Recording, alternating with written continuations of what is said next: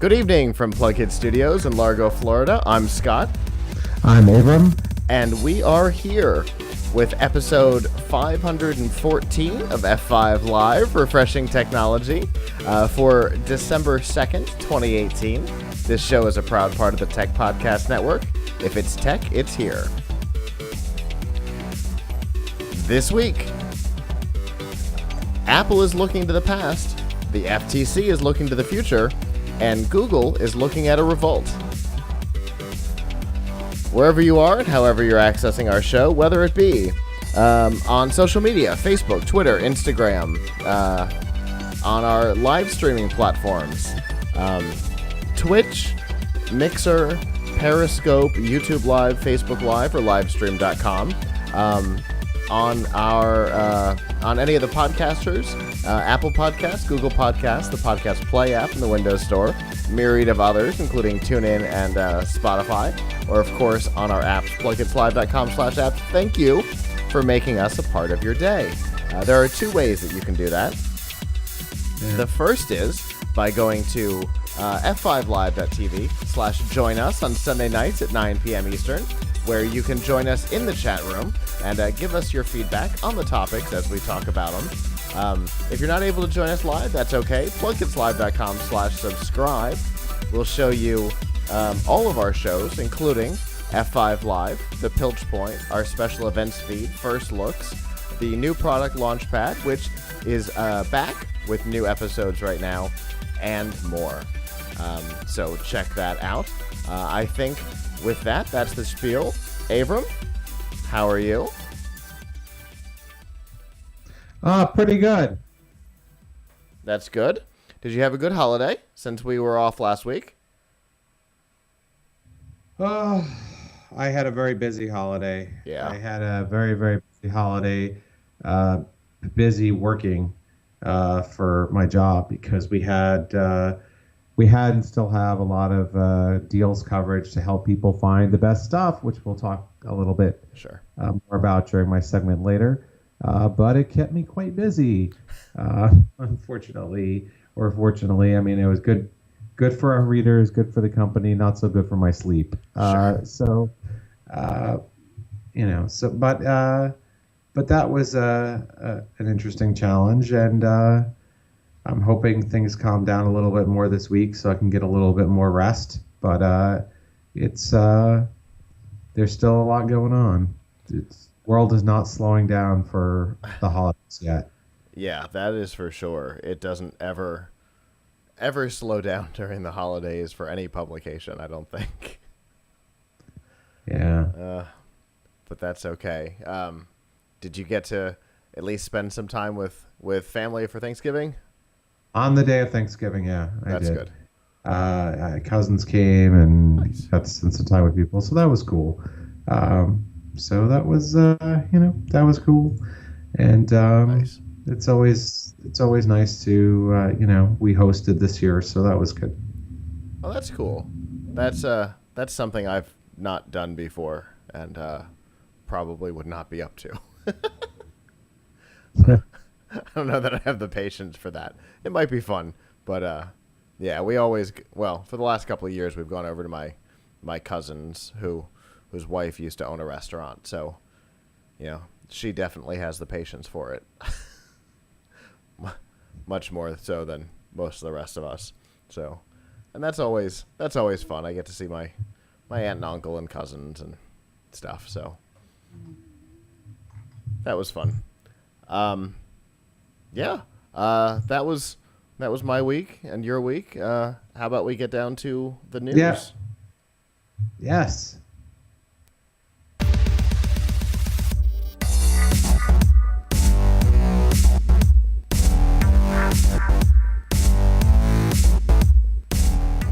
This week's Nifty Gifties on F5 Live is proudly powered by the Microsoft Store.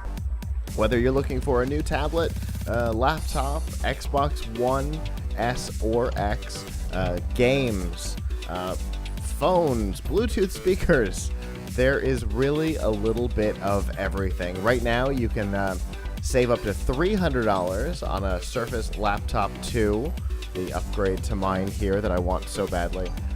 You can also save $50 on the Minecraft Xbox One S bundle and get Forza Horizon 4 for $12. You can get an Xbox Game Pass for $1, which is a really great deal. And there's a lot more as well.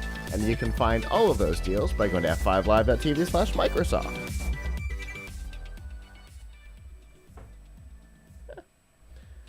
Oh, sorry about that, guys. I did not mean to blast the music again real quick. All right, so we know that when you grow to a certain size in the tech industry, it's kind of inevitable that you will be the target of lawsuits.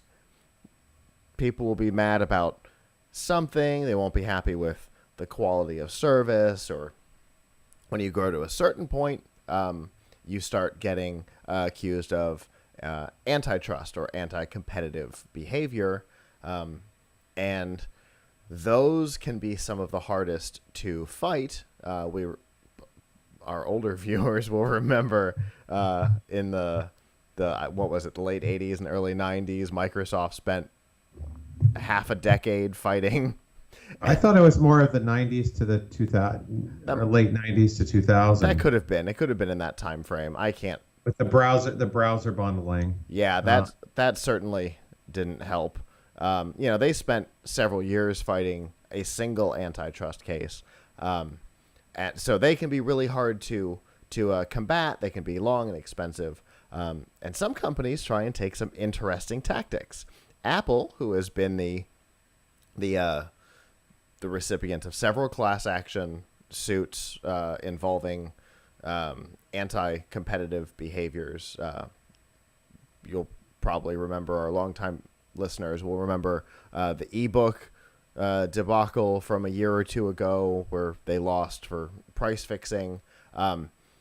Now they have, and by now I mean it started in 2011, there was a class action suit that was filed claiming that because there is one and only app store available for iOS, that Apple is abusing that behavior, that scenario, and Apple has been trying to claim that they can't be sued by consumers, by the people who actually own the devices.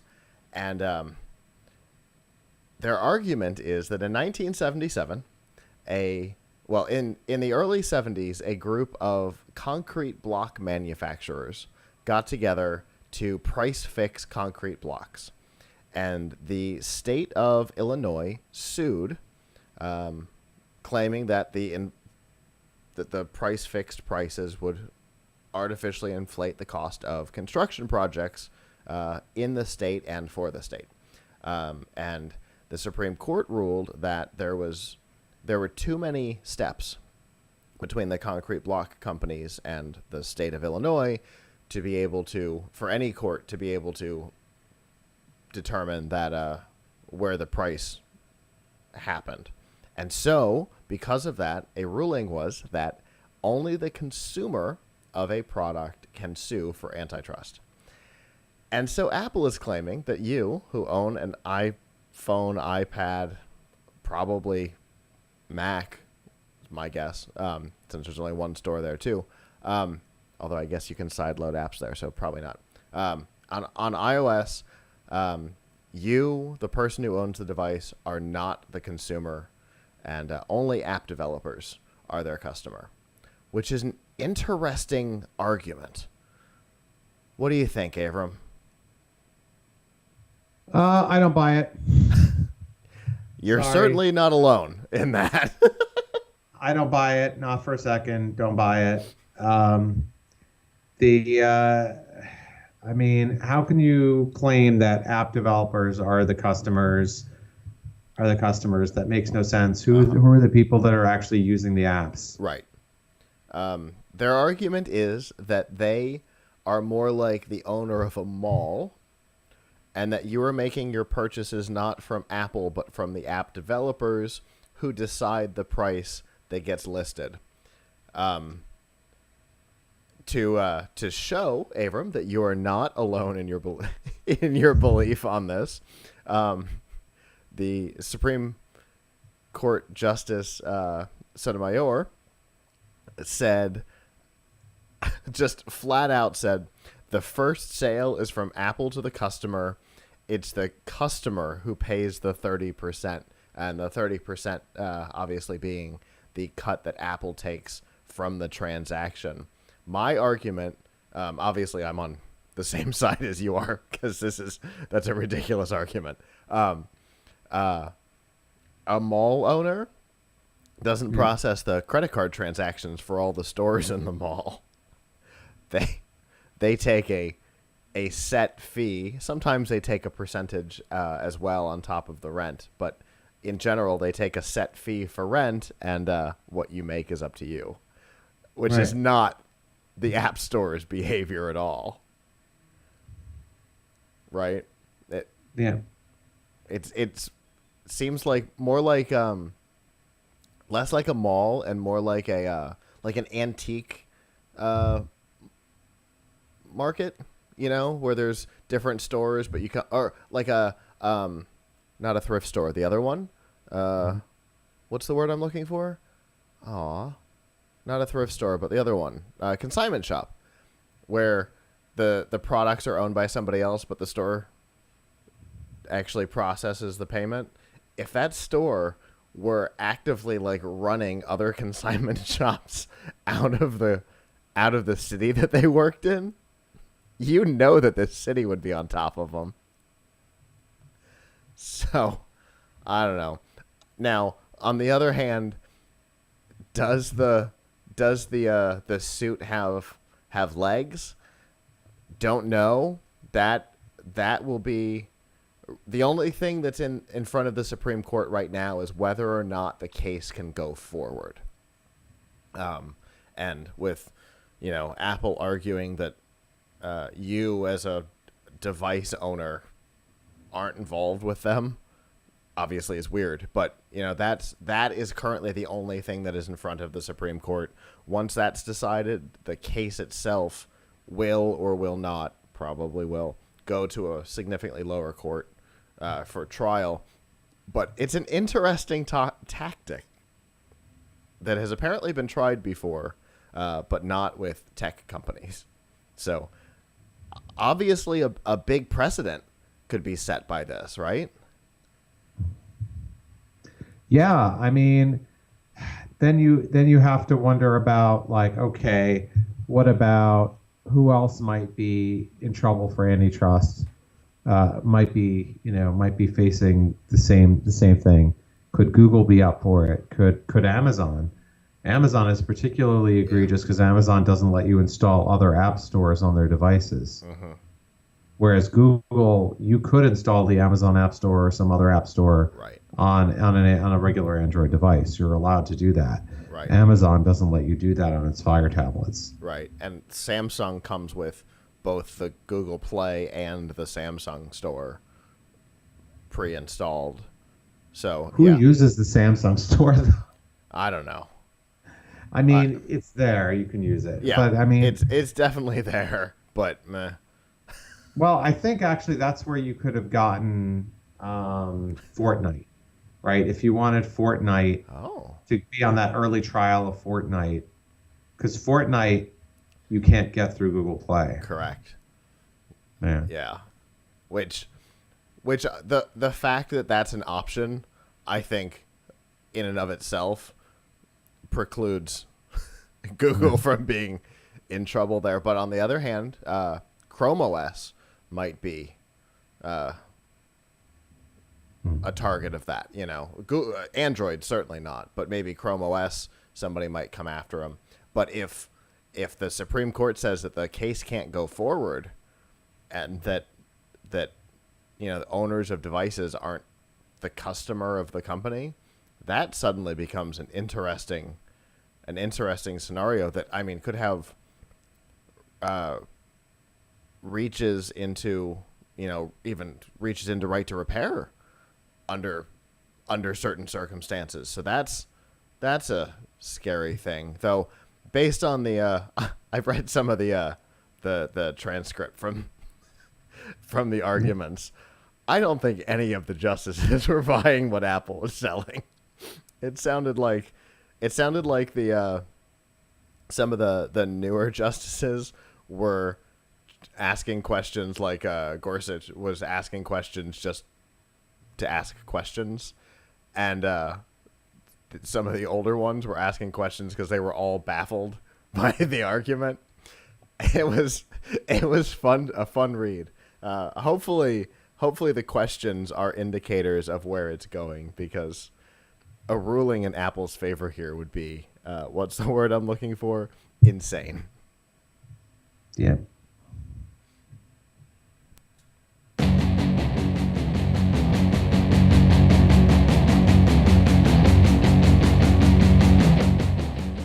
This week's Pilch Point with Avram Pilch is proudly powered by Newegg. Whether you're building a new computer or upgrading an existing one, Newegg has got all of the products that you need to pull it off. Whether you're looking for a power supply, a monitor, motherboard, processor, heat sinks, SSDs, all of that is available from Newegg, and they run daily deals. Obviously, the daily deals change every day, as the name would suggest. We see lots of interesting products come through there. Today's daily deal is a external portable hard drive, actually for a pretty good price. But those deals change every day, and they also have some regular deals on pre-built computers and things that are not computer related. To find out all the deals and to browse the product catalog, you can go to pilchpoint.live/Newegg. So, Avram, the deal period that we're used to may be over, but that doesn't mean that deals are over, right? Yeah, so look, it's a month, right? It's not a day, it's not a week. It's a month and a half where you can get better deals on tech than you normally do throughout the year, although that doesn't mean you can't get great deals at other times of the year. And of course, the best time to buy stuff is usually just when you need it. But if you've been thinking all year, hey, I might like to get a new monitor, or I might like to do a PC upgrade, this is a very good time to go out looking for the stuff that you want. And there's a lot of things that are on sale that are the kinds of things where you don't necessarily have them on your list of, oh man, I have to get this. But when you see such a deal, you're like, oh, I could really use to upgrade in this area. Now, obviously, there's also the other subject, which is, could you actually buy something for someone as a gift? And I won't differentiate between what you buy for yourself and what you buy for other people. Most people I know who are buying, like making significant tech purchases, like over $100, are probably not buying it as gifts for other people. But if they are, please let's be good friends. Just don't expect the same from me. But I think a lot of people out there are looking for, like, start getting things for themselves, or maybe for a very close family member, like like a partner or a child. But even there, I mean, I'm not going to get my kid a $1,600 gaming laptop. It doesn't matter, So how much money I had, I wouldn't do it. So anyway, so what are the things that you can still get good deals, great deals on, and where can you find those deals? First of all, I should say, because this has been a big part of my last couple of weeks, that we have a lot of articles tracking this on tomshardware.com. You can find them via our homepage. We have a list of overall best deals. We have a list of best deals on monitors, on GPUs, on CPUs, on gaming laptops, and on storage. Now, the best deals there are deals on all of these things, but some of the best deals we're seeing around are on monitors. First of all, are at a really impressive, some really impressive prices at this time of year. And this is something where everybody probably has a monitor right now, but maybe you're thinking, I really would like a slightly better monitor than I have, or maybe I want to have only one monitor and I want to have a second monitor, which everybody should, or a third monitor. Or maybe you're into playing games and your monitor is not a gaming monitor. Yeah. So some of the best ones we've seen, for example, are right now the Dell 27-inch D2719HGF. Say that 5 times fast. 144 hertz FreeSync monitor. Nice. Is on sale for $159. It's normally around $250, and that you can get on Newegg's eBay channel. But it's not alone. There are a lot of, say, sub $200 high refresh rate monitors in the 27-inch to even 32-inch size range. So if you want something that's like 144 hertz or 160 hertz, we've even some that are a little more expensive that are 240 hertz. That the FreeSync monitors tend to be a lot cheaper than the G-Sync monitors. But keep in mind what kind of card you have. If you have an NVIDIA card, you're not going to get all the benefits of FreeSync because you're not going to get the anti-tearing, but you will get a nice high refresh rate. And if you have an AMD card, then you want one that has FreeSync. Speaking of AMD, the best CPU deals by far have been on AMD chips. At various times, we've seen the Radeon 2700 going for as little as I think $199. I'm not sure where it is exactly at this moment because it keeps coming and going. But I will say that right now, you can get the Ryzen 5 2400G, which has built-in graphics, for $149 at Newegg, and you can get the Ryzen 5 1400 with a Wraith Stealth cooler. So it's a little bit older thing, but it comes with this great cooler for $132 on Amazon. So if you're looking for a CPU, you can get some really good deals. Obviously, it's a bit more money to go for an Intel CPU that's high end. If you want a last gen, 8th gen, you can get the Core i7 8700K for about $369 on Amazon. So the other place where you're going to see just a ton of deals is in storage. This is actually the one place where it's just really hard to resist, because who doesn't need some more storage, particularly if you have a desktop and you have room for another drive in there, or you have a laptop and you want to upgrade what's in there. So Samsung's very popular mainstream 860 EVO drives have been on a huge sale. Right now you can get, depending on where you shop for it, you can probably get, it's out at Amazon, the 1 terabyte for $127 or less, and the 500 gig for $73 or less. They seem to keep coming and going. The places to check are both Amazon and Newegg and Newegg's eBay channel store. Believe it or not, Newegg's eBay store has different deals than regular Newegg. So that's something to keep in mind. A lot of stuff is cheaper on their eBay store, but it's still Newegg. You can still, trust it. You just got to get it through, go through eBay to get it. So we've also seen 2 terabyte drives from name brands like Crucial and Intel up there at about slightly over $200, maybe $210. And we've seen NVMe drives, like faster quality SSDs, also at really quite good deals. Ones that are, say, maybe $120 or $130 for a terabyte, or as little as $80 for 512 gig PCIe drive.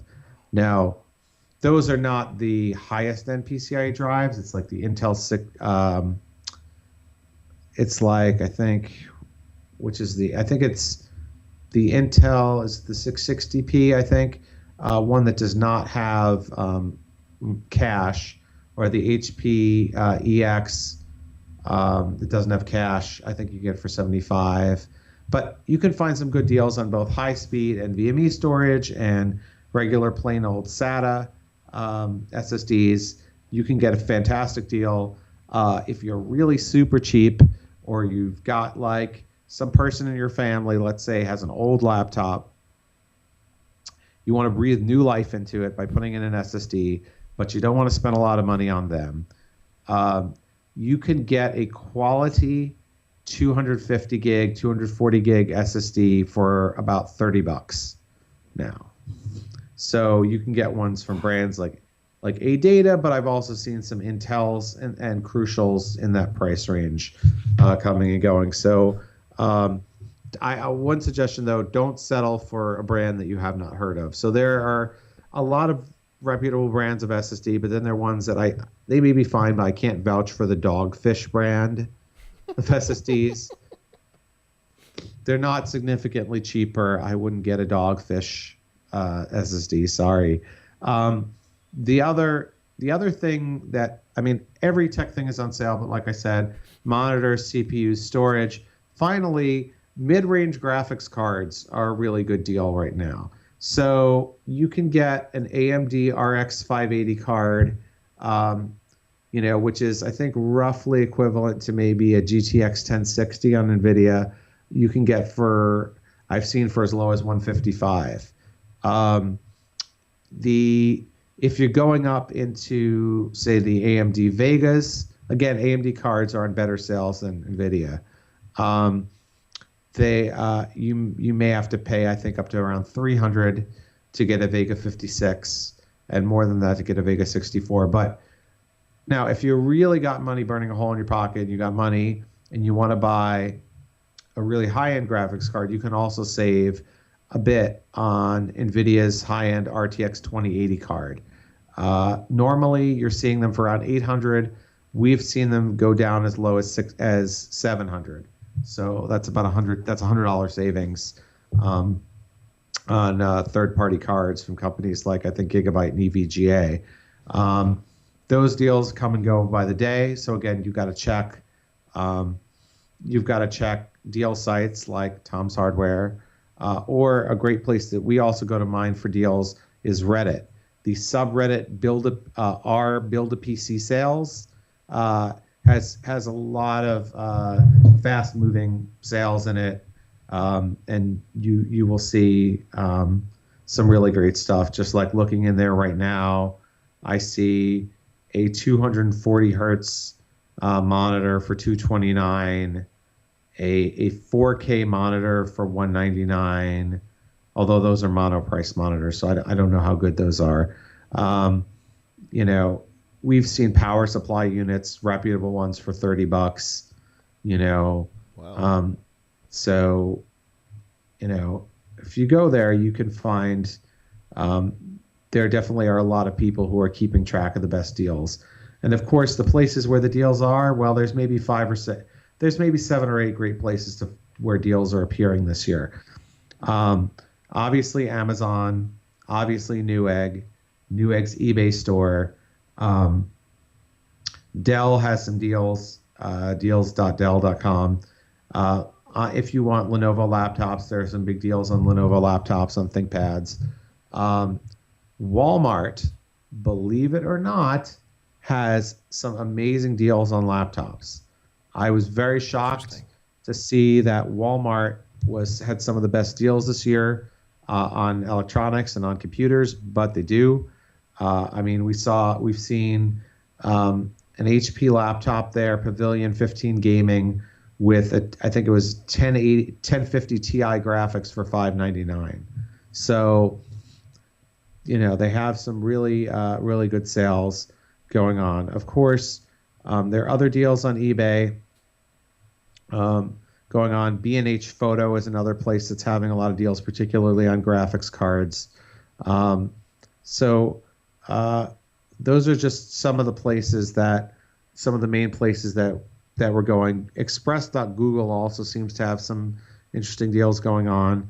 But those are some of the main places that we're going where we're seeing deals. But obviously, even if you could visit those, even if you spend time at those sites, it's hard to find everything that they have. They don't always make it easy on you. So that's where visiting tomshardware.com will make it easy for you to find the best. Yeah, because a site like Newegg, right, has so many products. Amazon has so many products. Being able to sort through it and find the ones that are the best deal difficult for an individual, and that's why you guys have a team of people behind it. So yeah. I mean, that's what we spend our time on, right? Yeah. Finding the stuff that's good and not highlighting the stuff that's bad. So right, exactly. No dogfish on our list. Excellent. And although I have to say, there was one that I wrote an article about that got a lot of traffic, and I warned people this is probably not a great product, but it is a fantastic price. There was a tablet. It still exists. It's just I think it's not on sale anymore on Amazon. It is by a company called All Do Cube, and it is a 2-in-1, and it is called the iWork Pro 10. Or is it the iWork 10 Pro? I'm getting confused. So this tablet, which I think is sold out now, was $183. It gives you a 10-inch tablet with a 1080p screen, a keyboard that attaches to it, the pen, all that's Windows 10, and USB Type-C charging. And dual cameras for was $183.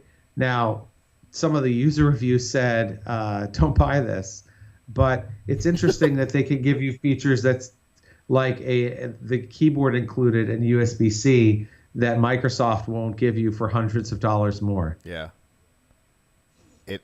I'm looking at it right now. Windows 10 and Android. I forgot that. And Android 5. I forgot it's dual boot. You can't get that. Dual boot's Android. Microsoft wouldn't do that. 1920 by 1200 resolution. We can't even get some of the laptop manufacturers to do that. Yep. So keep that in mind. I mean, I'm sure it's not the best, but it's interesting that I just thought it was kind of funny that they'll give you features that Microsoft doesn't give you for hundreds of dollars more. I love in one of their images, they've got 3 of them side by side with screenshots on them, and one is on Amazon.com, but all the browser Chrome is missing. The second one is running Photoshop on an Atom X5. Yes.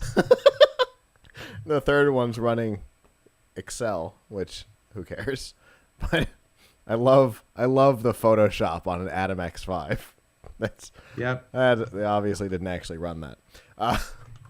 So if I want to get a hold of these lists from you, how can I do it? So go to tomshardware.com. It's all over our homepage. Fantastic. All right. Well, obviously, I always appreciate hearing the stuff that's on sale. And when you said AMD stuff was on sale, I went looking for my processor, and it is definitely the lowest that it's been. So wait, is this the 1950? Yes. So it's isn't it like 547 now? I see it as low as 538. I think at one point it actually dipped below, for a couple hours it actually dipped below 500. Really? Wow. Yeah. Whew. That's crazy. But it's a great deal. Considering how many cores you get. Yeah, 16 physical, 32 virtual. Yeah. It is for what we did with it for the portable studio. unbelievable what it did for us, which is why I would like to upgrade in here. Anyway, thank you on the deals. This tablet is amusing, and Android 5.1. 5.1. How old is that? Yes. At least 3. 5-6 years, yeah, probably. That's crazy. Anyway, obviously, thank you for that. That is that's fun to look at. And we will see you back next time. Yeah.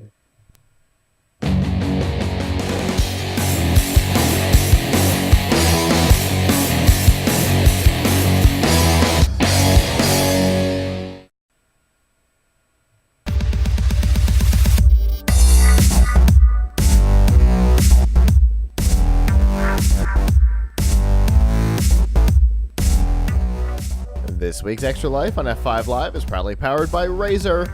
All the products you need to up your game on both PC and console. Whether you're looking for a new gaming laptop like the Razer Blade Pro 17, which right now is $500 off, or maybe you're looking for a new gaming phone. The original Razer phone, currently $300 off. You can also get the Razer Phone 2 right now. There's a whole bunch of new and limited time offers running right now. Again, I don't know how long they're gonna run some of these, but you can save several $100s on computers. You can save on keyboards and all kinds of stuff. And to find out what's available, you can go to f5live.tv/Razer.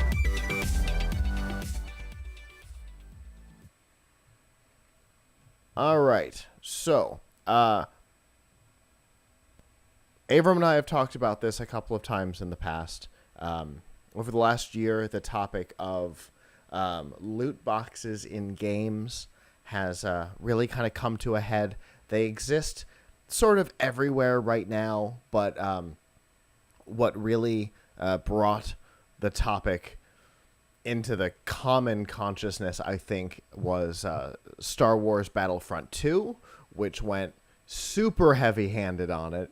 You might remember that to quote-unquote complete the game, it would require 4,500 hours of gameplay, which is roughly 6 months of no eating, no sleeping, playing continuously, or $2,100 to purchase all of the things in the game. And it's all those purchases are done through loot boxes, which open with random stuff inside.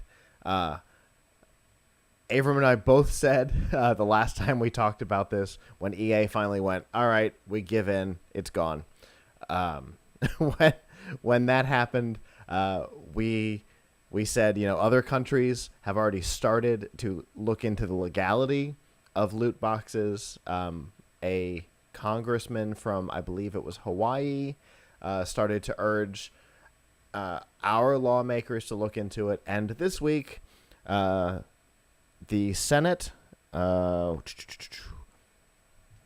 don't remember what, there's a committee. The U.S. Senate Commerce, Science, and Transportation Subcommittee has officially asked the Federal Trade Commission to look into the legality of loot boxes in the United States. In particular, their gambling nature, in that you put money in, lights blink, sounds go off, and you may or may not get something of value at the end of it, which obviously has all of the telltale signs of a slot machine.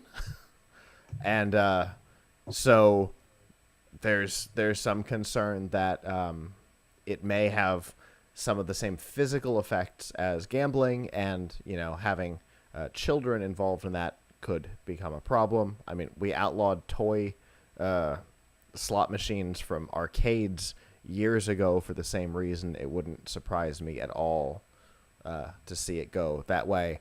Personally, as somebody who plays video games, loot boxes annoy me to no end as a purchasable thing. If that's how you want to reward me with random stuff, I'm fine with that. but the idea of purchasing it for money and maybe or maybe not getting something from it always annoys me. Right. Well, I think the thing is you've got I mean, we live in a kind of a gambling society, right? I It's mean, true. you have kids who like to buy Hatchimals and other blind box toys that you can't say which one you will get, right? Isn't That's, that kind of the same principle as a loot box? I don't know. Do those have variable values? Well, probably Like if one is I produced at a far lower rate, it might have a resale value that's higher. I mean, I don't know, but it's like I'm sure this will be somewhat relevant. So, have you ever been to a place that has gashapon machines? Uh, I am 100% aware of them. I have not personally interacted. Our Tate's Comics group goes over to Japan a couple times a year to source products, and there's always photos of them screwing around with them. So, So, in Taiwan, where obviously I don't think they have the type of oversight of well, I don't think even here they would have oversight of gashapon machines. But anyway, probably not. there is an entire underground mall in the subway area that is store after store after store of nothing but gashapon machines. And the gashapon machines all have different kinds of toys. And some of them you really need to and you're not talking about things that are like a quarter. You're talking about things where it's like $5 or Okay. $7 or something after you've translated Yeah. what it is. So one time I was down there a couple of years ago, and I was trying to get, and they had one where they had little trains, and I was trying to get a train enough to like make a train track for my son. Sure. And so I got one, and I kept getting the caboose. Like I tried 3 times, and I got the caboose 3 times. No, I never got the engine that you actually need to, that has the motor in it that actually can run. Oh. So you tell me, are they all worth the same? Like, Yeah. or they have the Godzilla gashapons where you could get Godzilla, you could get Mothra, or you could get a tentacle. Who wants the tentacle? Right. So Okay. I mean, so loot boxes, I guess, are the same thing. Yeah, You're taking for sure. a chance that you're going to get something of good value, but there's a good chance that you're not. Yeah. Which is why I would not spend money on one. Right. But, Like in Overwatch, which even if you don't play regularly, you might have played this past week when it was free. As you level up, they give you loot boxes, and you might get all voice lines, which are meh. Or maybe you get all costume pieces, which when you purchase them separately, I use Overwatch as an example, 'cause it's popular. But you also get to purchase. You can purchase the pieces outside of the loot boxes, which I think is an important aspect of it. If you get all costume pieces, those are way more valuable than voice lines or the little spray tags and things like that are just like screw around things. But I don't think in Overwatch you can purchase those. I think you only win those, and if you want to purchase things, you purchase what you want. That, which I think is a different scenario. As a reward for leveling up or something like that, all that totally makes sense. But when money gets involved, that's definitely where gamers hate it. And having it as the only way to, like, if you want to spend money in the game, having that be the only way to do it, definitely obnoxious. If I want to buy a costume piece, I want to be able to buy the costume piece and not have to buy a thing and hope that's what I get when there's 150 choices, and that's obviously not what you're going to get, So, and that was kind of EA's thing. I think what they're trying to do is prevent the Battlefront 2 problem from cropping up again. And as a gamer, totally with them. That was a... But you know what? On the other hand, the market took care of it.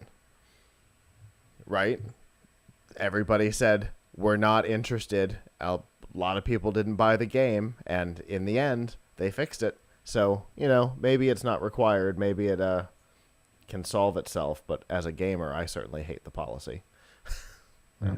It'll be interesting to see what happens for sure.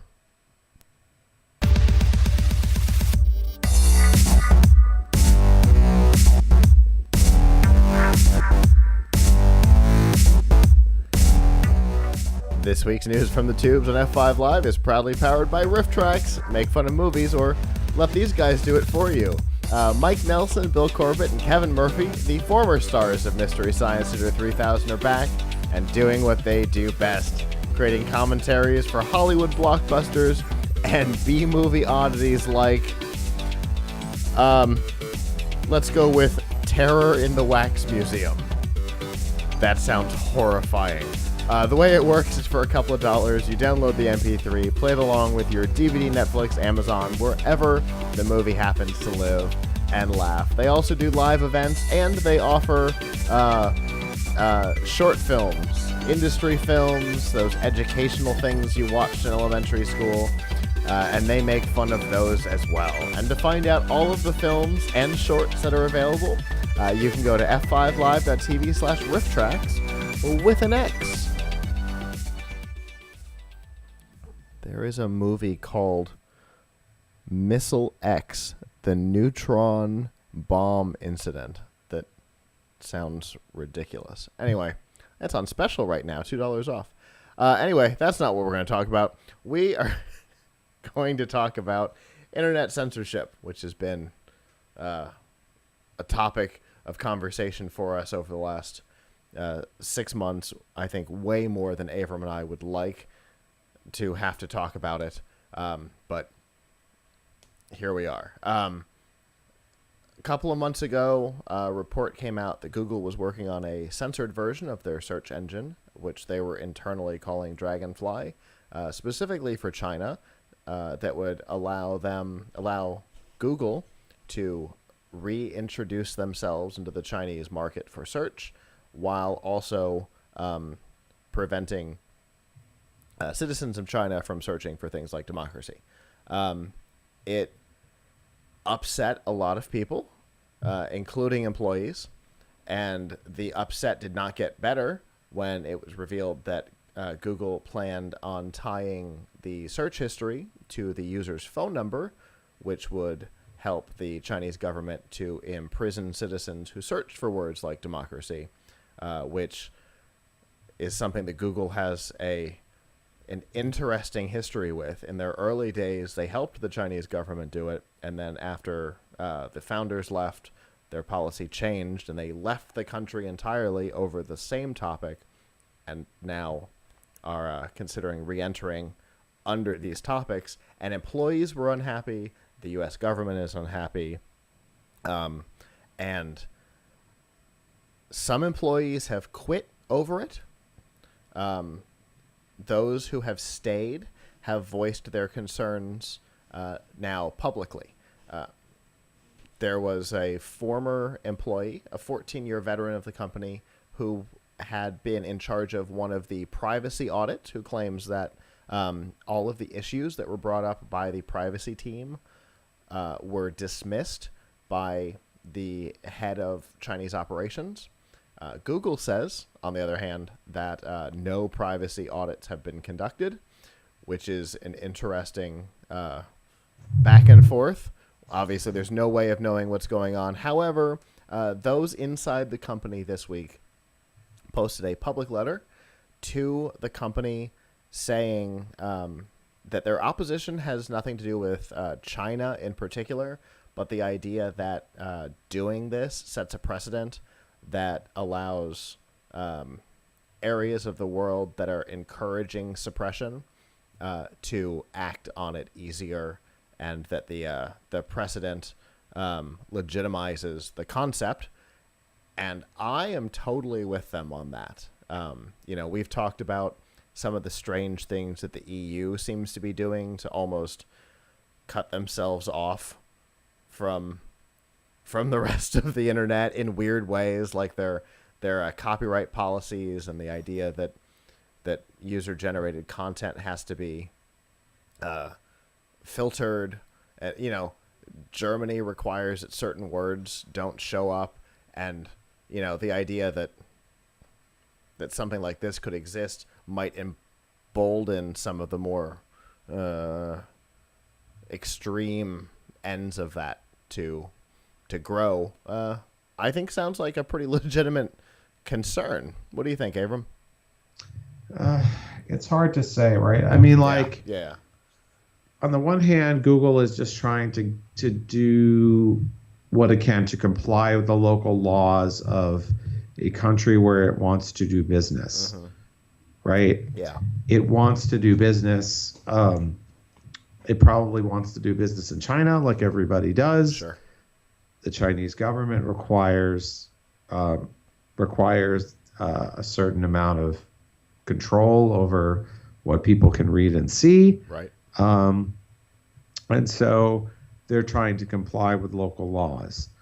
I think it's, but on the other hand, if complying with local laws has you doing things that are sort of bad for the brand or bad for your reputation, or that you would consider wrong and contrary to company values, then maybe you shouldn't do it.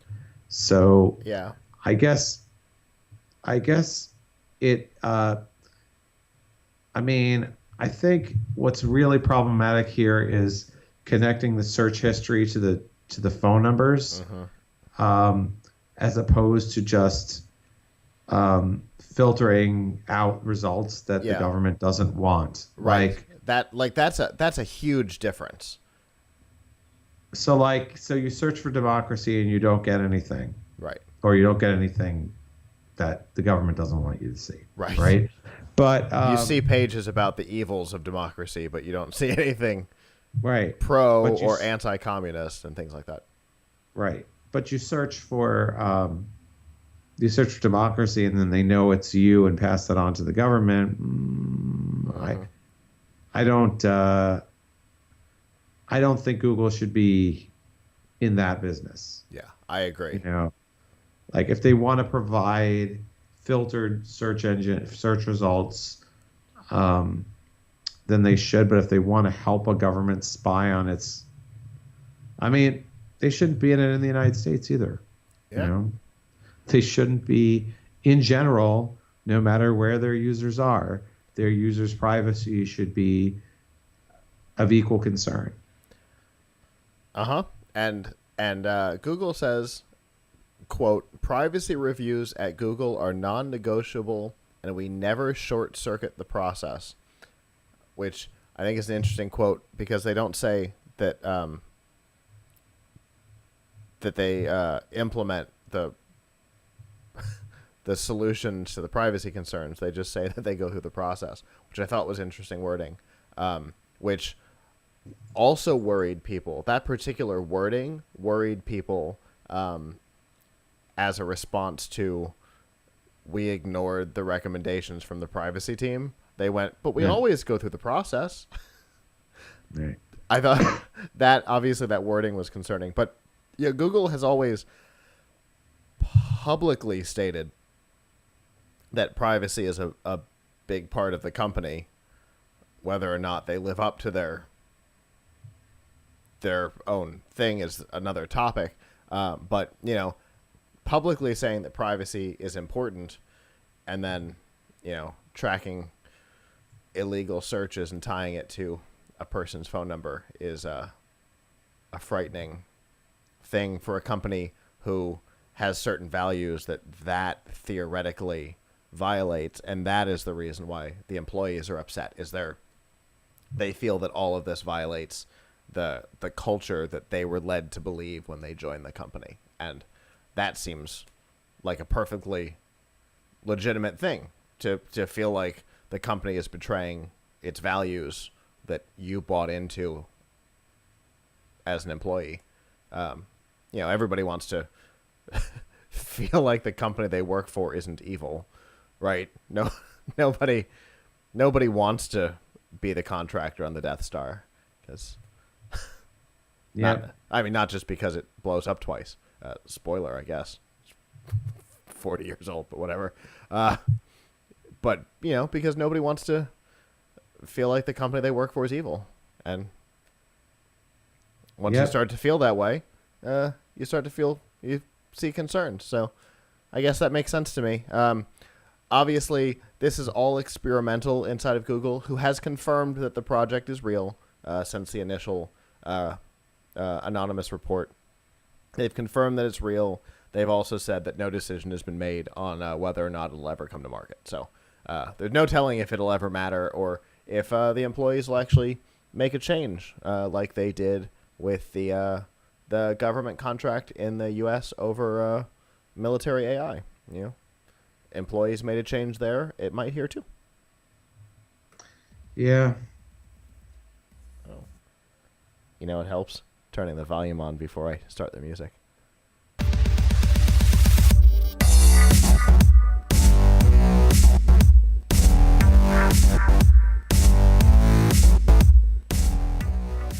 This week's DRM not included on F5 Live is proudly powered by Amazon Prime. You get free shipping 2-day, same day, sometimes 2-hour.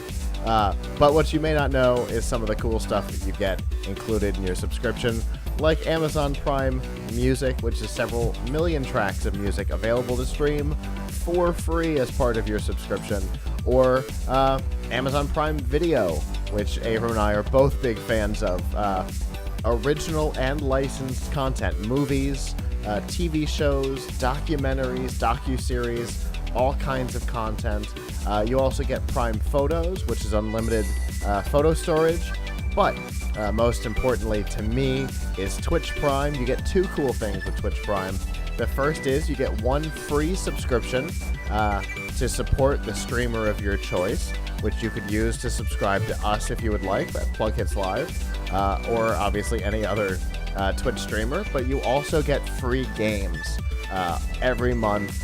The games change out, but once they're yours, and there have been some really fun games. Plus, you get some add-ons for other games. Warframe gets add-ons for free all the time, Overwatch as well. And to find out all of the benefits, because there's even more than that, to find out all the benefits, to get easy links to those benefits, plus to get a free 30-day trial if you're not already a subscriber, you can go to f5live.tv/prime.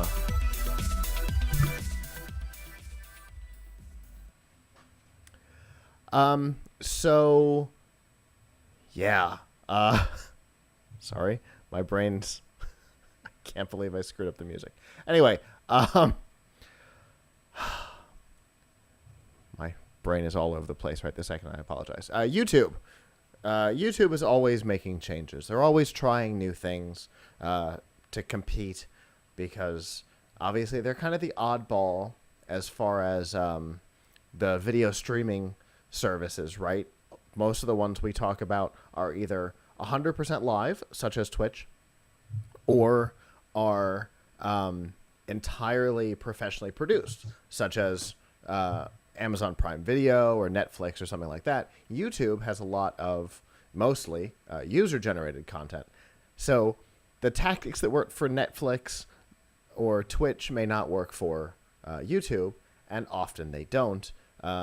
A number of years ago, they introduced YouTube Red, which was a paywall for some of their original content, which started out in a weird place. It was a lot of like YouTubers creating special content, especially for YouTube Red, which was an interesting tactic, and certainly something that YouTube believed would be a success. It wasn't so much. So they started to add other original content. They now have a whole catalog of YouTube originals that are, TV series style things, and a wide variety of content. And all of that was also locked behind YouTube Red, which you might remember a couple of months ago was rebranded as YouTube Premium, and YouTube Red was officially retired, which makes sense considering YouTube's logo is already red, so the branding was confusing from the beginning. So YouTube Premium held that content behind it, and now it looks like they're making another change in that original content might be coming out from behind the paywall. We have seen YouTube experiment with this over the last couple of months, bringing movies and TV shows to YouTube officially and running them for free with ad support. And it looks like they might be pulling all of their original content, or at least all of their new original content, out from behind that paywall and doing it ad supported. But it also means that they're probably going to cut the number of YouTube originals in production at some point in the future to lower costs.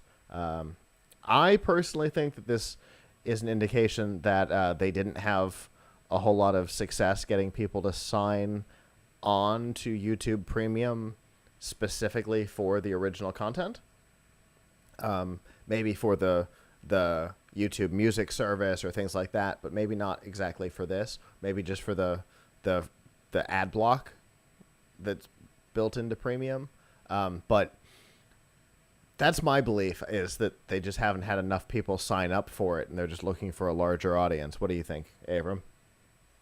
So I'm trying to look through here and see what is actually, making a lot of noise. A lot of here. I was actually trying to look through and find a list of YouTube originals because I haven't heard of any of them. Uh-huh. It's like youtube.com/YouTube originals or something. I think that's it. Here's a quiet page on it. So let's see. I can't, okay, so they have some stuff, but nothing here. Wait, are people actually paying for PewDiePie? Scare PewDiePie is one of the shows. Yeah, isn't that scary? Films. The fact that people are still interacting with PewDiePie at all is a surprise to me, considering his super racist videos that were coming out. But that's not my place to whatever. People watch what they watch. But yeah, there's a lot of stuff. And that PewDiePie stuff goes back to kind of the original YouTube Red idea of having big YouTubers produce original content for behind the paywall. But I think that started to fall apart when Patreon caught on. Because for the YouTubers themselves, I think there was more money available to create a Patreon than to take a fixed bid off of YouTube. That's my guess. So I think that whole concept started to fall apart. Plus, I don't know. I don't think there's a single YouTuber out there that I would be willing to pay $10 a month to get extra content from, personally. Yep. Oh my. You can also watch Step Up High Water, a web series based on the Step Up movies, in case you haven't seen enough of them. Yeah. I mean, I don't know. Is there such a thing as not seeing too much of them? I'm sure the first one was enough. Yeah, seriously. Anyway. I see that one now. I have scrolled through this some, which I think is also part of the problem, right? The fact that I have scrolled through this and I don't remember any of it. Here's the one. Here's the one everyone's heard of, I think. Cobra Kai. I knew that's where we were headed. Yeah. Cobra Kai, I think, is the one and only that everybody is aware of. And it's, honestly, I think it's the one and only that people might have pulled the CBS All Access trick on, right? Waiting a while, using your 30-day free trial, binging the thing, and then dumping it. I have a feeling that Cobra Kai is like the thing that people use their 30-day free premium trial, watch, and then they're like, all right, that's enough of that. So, Yeah, if these things, and it looks like, honestly, it's starting to look like some of these are already publicly available, which is a big change. If they make them publicly available, make them ad supported, it's not like anybody's going to be surprised by the ads on YouTube. No, everybody knows what YouTube is. It's a ad generator. It's Oh, here's another one. There is a Fruit Ninja cartoon because we need that. Oh, there's now a category at the bottom of the YouTube Originals page of watch without a membership. So they have absolutely started to pull things out from behind the paywall. So the report that came out this week suggests that they're going to move all of that stuff to the front, and that they're going to cut production some. And this comes from the Hollywood Reporter, who obviously has inside production knowledge, because that's what they do. So I'm inclined to believe it. Some of it may have to stay behind the paywall because of contracts that were made with the content creators and things like that, because streaming rights are complicated. But it's possible that you might start seeing these show up outside of the paywall as a more traditional YouTube available video, and I don't think anybody would be terribly surprised by that, is my guess. There's just too much stuff to pay for in streaming right now. You really have to stand out. Yeah. Holy cow. I mean, there's just so much. For example, now it looks like we're all going to have to pay for that Disney streaming. I mean, because it looks like three of the 5 Netflix Marvel series are gone. I'm sure the rest are going to be gone too, right? I mean, are they killing them because they're not doing well? They're killing them because of relationship with Disney. Probably, I think the latter. There's no way they canceled Daredevil because it wasn't doing well.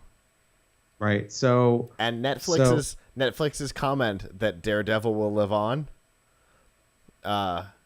is not definitely an indicator in that direction.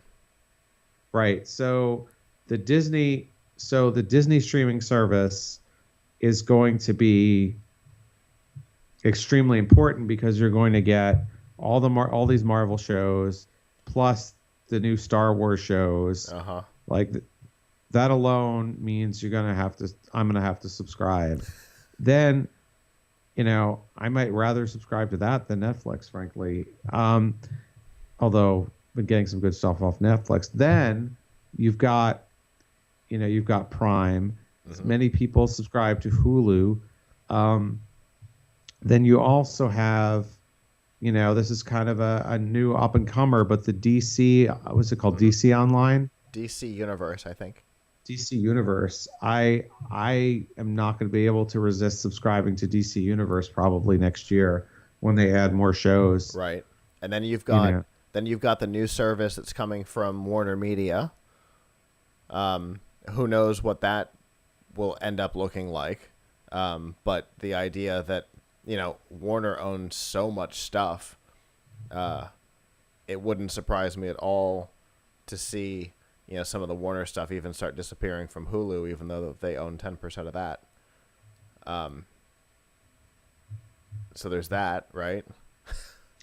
This is why Netflix has to make all these original shows, because they know all the good stuff that they license is going away. And then Apple has their streaming service coming. Yeah, I know. I'm not. They licensed the Lord of the Rings universe, so that should be interesting. Yeah, see, that's the problem. There might be one show you want to see. Yeah.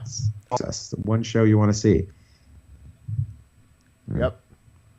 Yeah, like CBS All Access, which is why I used that example earlier. There was only one series that I was interested in watching on there. So, dealing with that was strange. You mean you weren't signing up for Young Sheldon, or was that the one? Yeah, no, it certainly wasn't that one. Oh my goodness. Anyway, so yeah, I think both of those things come into play here. The overabundance of streaming services that you have to pay for almost certainly killed any momentum that YouTube Red / YouTube Premium could have possibly had. The general lack of quantity in originals, despite the fact that its price point was higher than Hulu and you got less for it. You know, I don't know that many people were paying $10 a month for an ad-free YouTube either. But those who were paying $10 a month for an ad-free YouTube, their experience on YouTube Originals won't change. So, you know, I think they're just opening up the audience because $10 a month, nickel and dime here and there, is killing everybody. And YouTube wasn't the place where people were putting their money. That's my guess.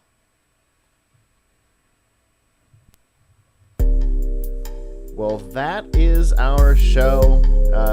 For those of you who joined us live, thank you.